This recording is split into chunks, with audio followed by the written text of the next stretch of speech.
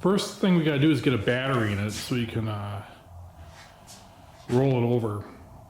We'll prime it up before then. So this is the battery it's given with the car. And we got this hold down with the car. Seems a little big for this battery. This is what I got, so I'm just gonna use it. And there's the tray. So that thing just looks nasty. Yeah, battery acid got over some stuff up in there, a little bit on the frame. So I'm gonna take this tray out, clean it off, and bead blast it and paint it. I can't in good conscience put a battery on that.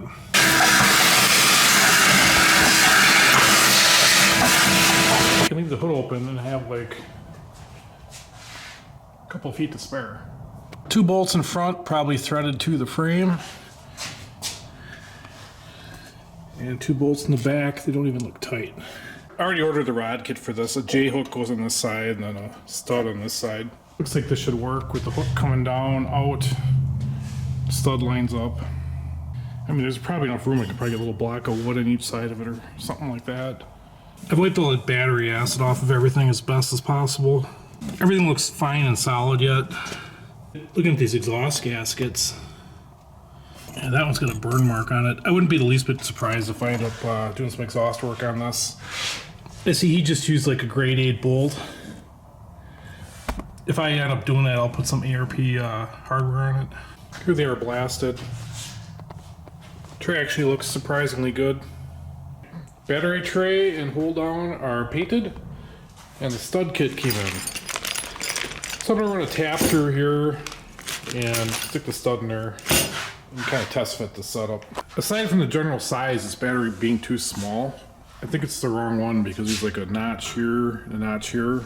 So maybe the original battery had diagonal posts. I don't know. But I'm gonna make this work for the time being and worry about that later. I think I can keep that positive far enough away that this ain't gonna hit it no matter what. Both of those threads on the outside of the frame for that battery tray are stripped. So I'm gonna have to fix those. I'll do that at a later date though. Probably gonna entail taking this exhaust pipe off so I can get a good straight shot in there, but whatever it takes. This is the starter I got with the car. So this is what I'm gonna bolt into it. These are the bolts. I've marked the R terminal and the S terminal. If I recall right, S is for the start wire, and then R goes to the R goes right to the coil for a hot shot. So I'm gonna try with no shim, and we'll go from there. There she is. I gotta figure out this wiring situation. I've cleaned them up a little bit. We got a pink with black tracer, green with white tracer, red.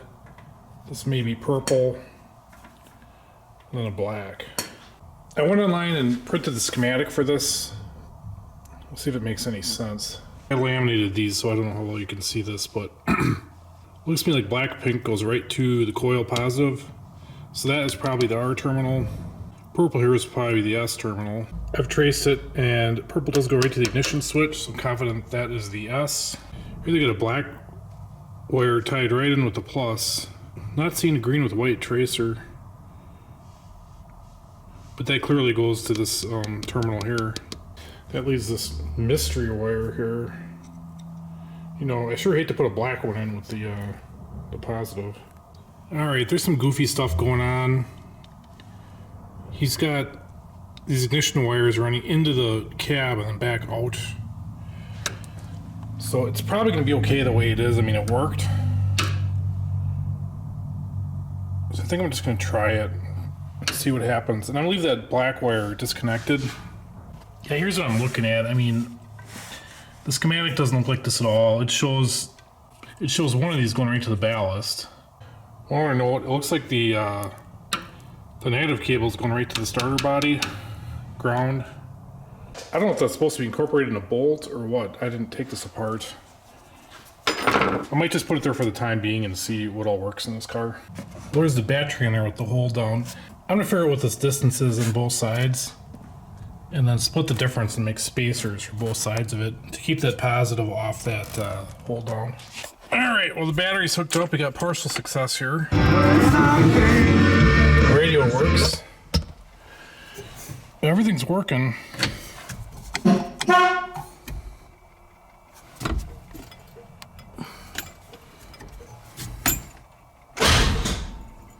It's ready to turn over.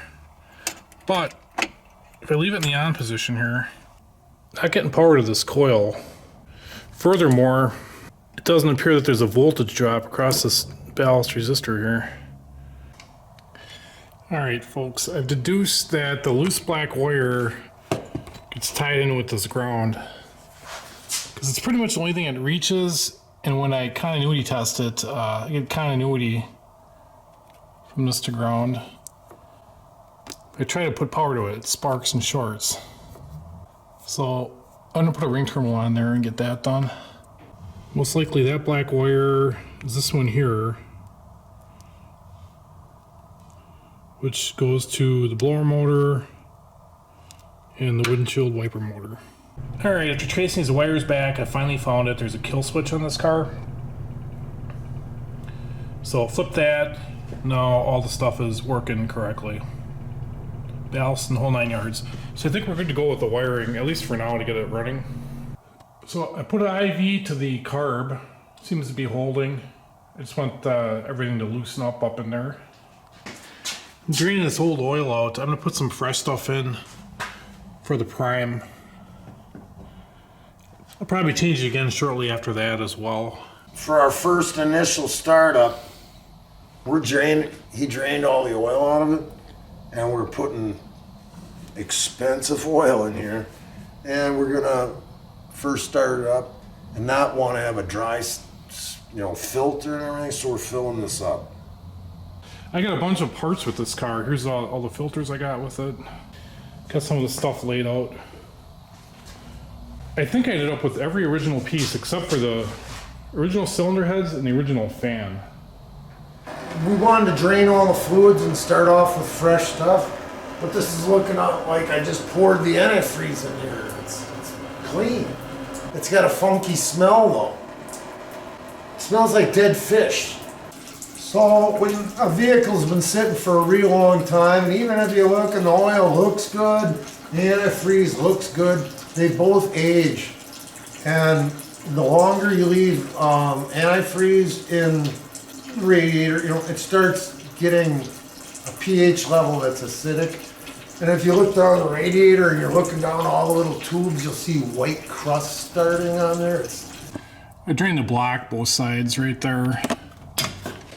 So this is just for the beginners that never worked on engines, and this is a Chevrolet, and it's got a distributor that's driven off the cam at 1/2 speed of the crankshaft, and it's got a slot. So you see, you watch a lot of shows, and these guys are professionals, and they go to crank the motor over and start it, and it's poof, pops through the carburetor, and they go, oh, it's 180 off. So what they're doing is they're rotating this so that slot makes the rotor point in the opposite direction, or you can just change all the spark plugs to the other side. But when you want to do it right, this is better back here. So your number one you would like to have up in front, so you don't have a bunch of clutter with the spark plug wires. But you can see how this is an oil pump that's bolted to the back of the journal on the last bearing. And this goes through the intake manifold, and those line up. So as the crank is in the middle of the motor and it's spinning around, then this is turning and it squirts oil up through your motor. And we don't want to turn the motor over. We want to just use the drive, and all the teeth have been ground off of this distributor, and you cut the top end off and you put a drill on here, and we're going to be cranking the motor over, cranking the pump like this, and you put a drill on here so it's spinning the oil pump, and we'll flow oil throughout the whole motor up through the push rods to the rockers, and then we can make sure the oil is flowing through the whole engine, so when we start it, there's nothing dry. There's a hole down on that distributor. That looks funky, eh?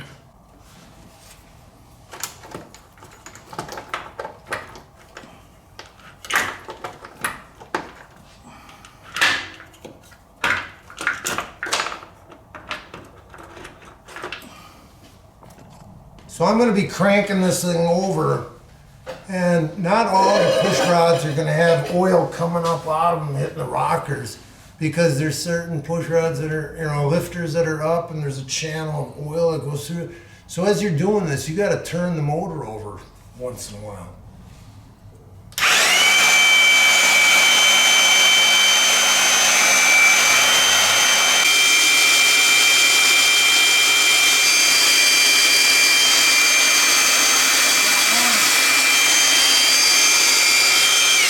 I got oil on this one.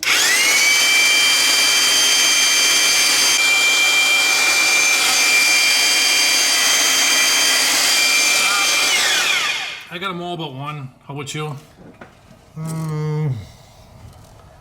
There's some that are really good, flowing really well. Well, I can bump it over. No, To the olive oil, or how about your side? this one doesn't. All right, here, I'll bump it over. Okay.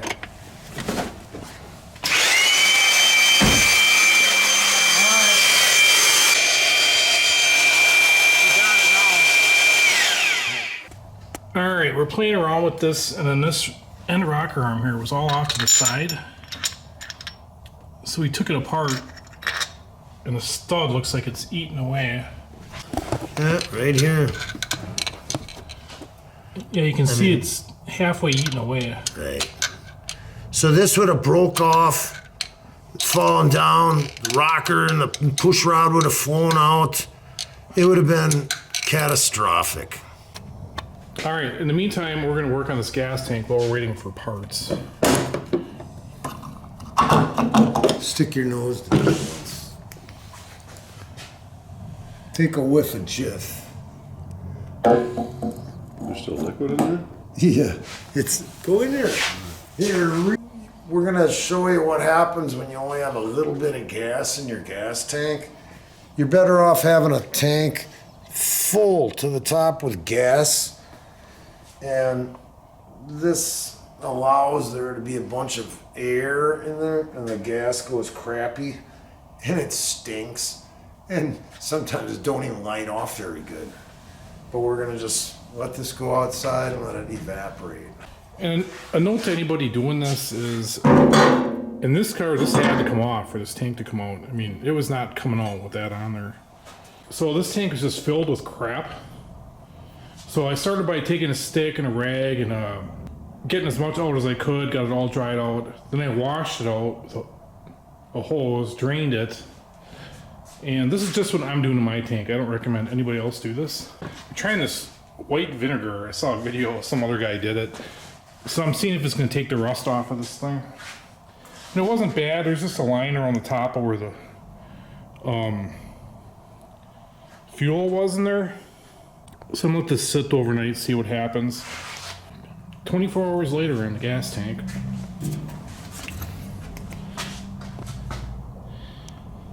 Interesting result here. It's totally clean wherever that stuff is touching.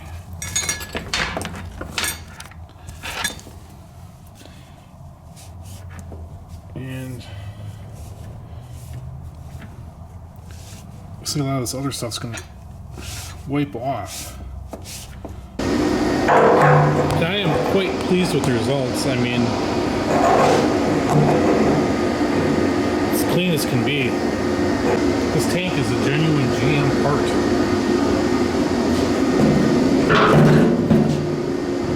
I think I can even reuse this gasket on the bottom. I'm just going to let this fan blow air through it overnight.